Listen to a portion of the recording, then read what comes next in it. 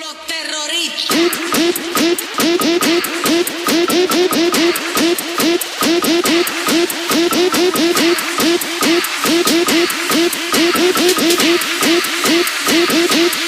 Do the Harlem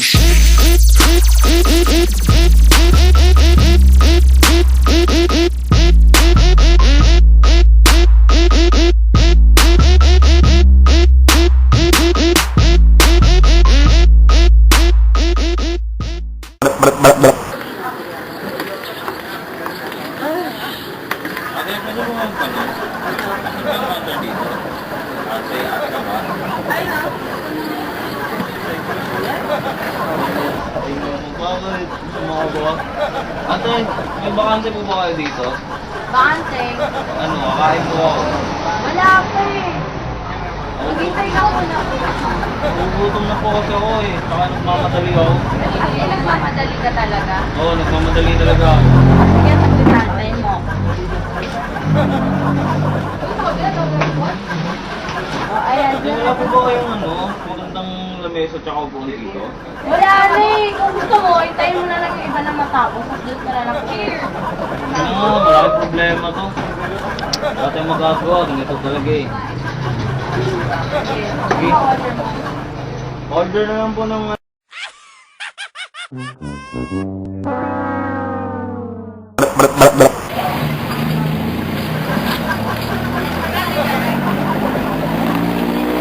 Ate, pabili ko na po. Ate, Siya nga po, cheese balls. ate. Eh?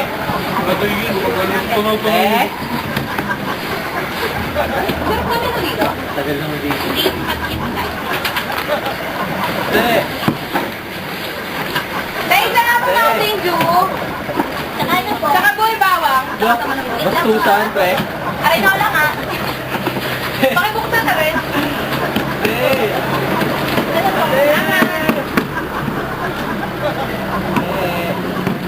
May isa pa nga po lang.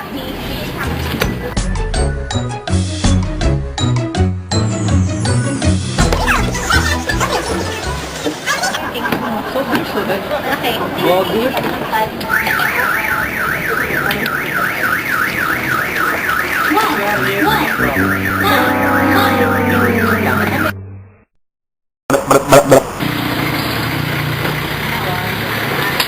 Tapos na po kami. Yaman. Ito.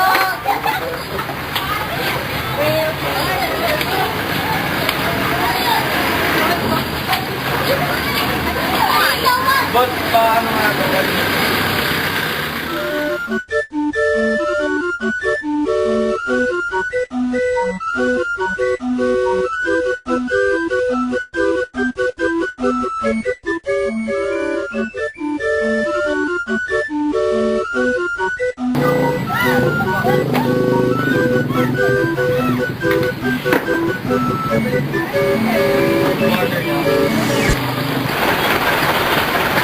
Order niyo po.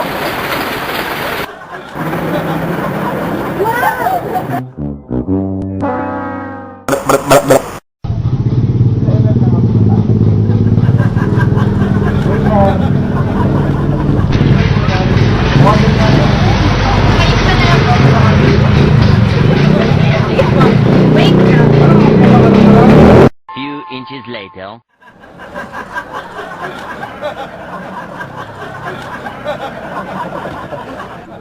Several bad puns later.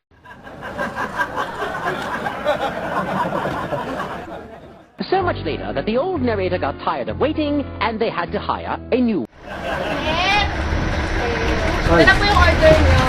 Salamat po.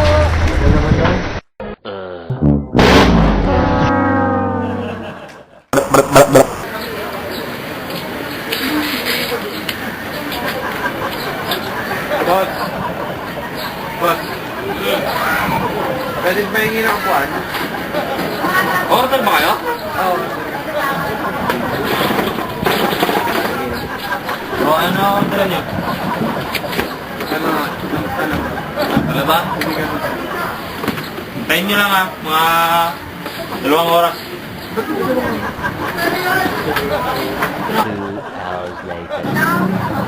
Oo, mag-inom na lang kayo. Oo. Chef, sabi namin sa gabi. Paano ba iinom kayo? Di ba pampulutan lang yun?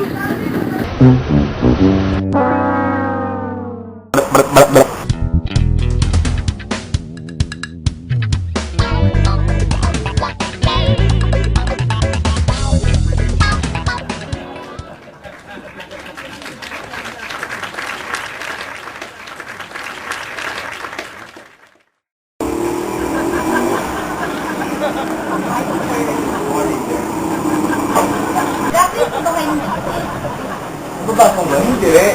Wala naman saan nagkuha tayo dito. Malamig dito eh. Siyempre mag-apply ako. Anong business po ba? Computer shop. Computer shop po? Hindi, tower shop na. Bago kumuha tayo pag namatay ka na. Eh, ano po mag-handle ng business? Hindi.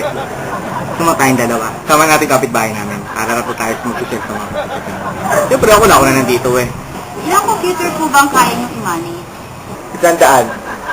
Sandaan po. Hindi, gusto mo 200. Sabi ko lang 100 eh. Ano po ba vision ng business nyo? The Premier University, Historical Bitera, with nice one. Masyado pong mahaba, paisian naman po. Vision.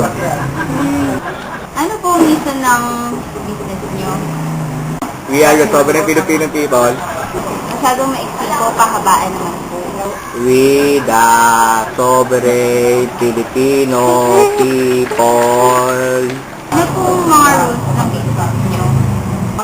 Pwede mag-jogging sa loob ng computer shop, pwede yung monitor, mouse, CPU. Ano pa ba gusto mo? Siyempre, mga regular na rules sa computer shop.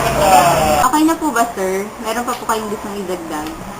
Gusto mo tanongin mo na rin yung love list ko, saka yung birthday ko, my name, my father, my sister.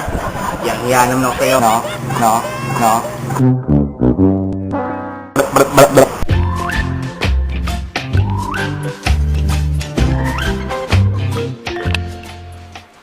Wow! Ang ganda-ganda ng bili ni Maming dress para sa akin. Ganda-ganda!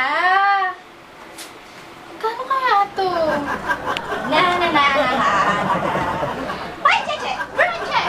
Bakit kami bagong damit? Saan galing yan? Bili ito ni Mami. Ganda? At ikaw meron kang ganyan? Siyempre. Grabe naman yan. May bago ka na ng damit? Saan naman ito galing? Sa mami ko nga. Bili nga ito sa akin. Ako na lang ko. Ang ganda-ganda mo. Mas bakit ito sa akin? Hindi ito bakit sa'yo. Talaga. Akin na nga lang kasi. Mas maganda na mo. Pero akin na lang to, kote. Akin na lang to, ah. Damit ko yan eh. Ganda-ganda.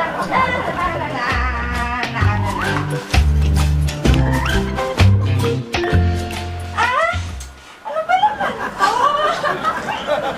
Medyo, ba't ganyan ka maglakad? Kasi naman, nasikip-sikip naman ito namin mo eh. Hindi naman sa'yo eh.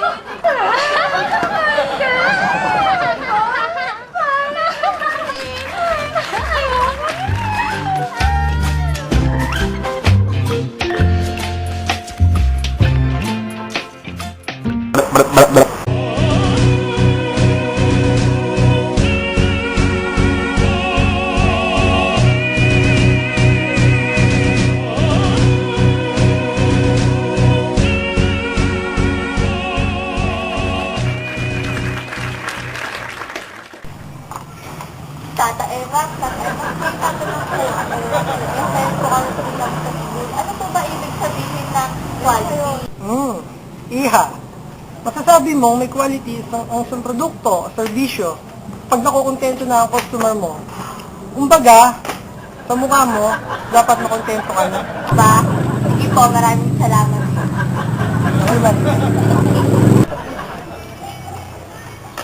Tatay Emma, ano po mas sabi natin standard ng isang produkto o servisyo? Iho, masasabi mo na si standard ang isang produkto o serbisyo kapag nasunod ang mga tinakdang batayan na nakararami. Kumbaga sa electric fan, dapat tatak standard, iba yung standard. Maraming salamat po, Tatay Emma. Alam mo naman Iho.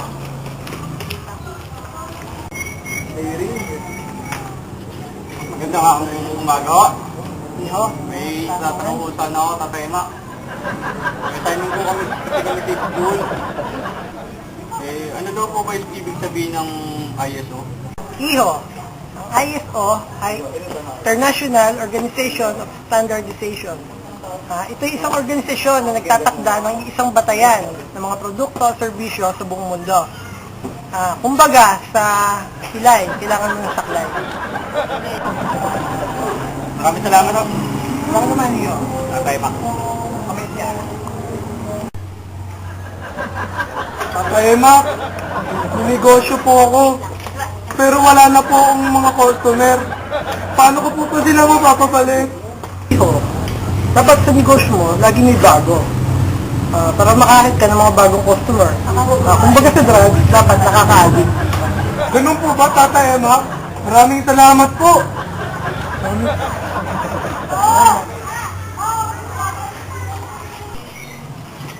Tata Emak, ano po ba napapala namin sa klase? Iha, ang quality ay mahalaga sa mamimili at nagbebenta. Dahil bilang mamimili, kailangan sigurado kang ligtas sa iyong produkto o serbisyong tinatangkili. At bilang nagbebenta naman, kailangan pumili ka ng papatok sa mga mamimili. Kumbaga sa nyog, dapat lahat nagagamit, walang tapon. Ganun po ba? Hindi po, Tata Emak, maraming salamat po. Ano ba, boy?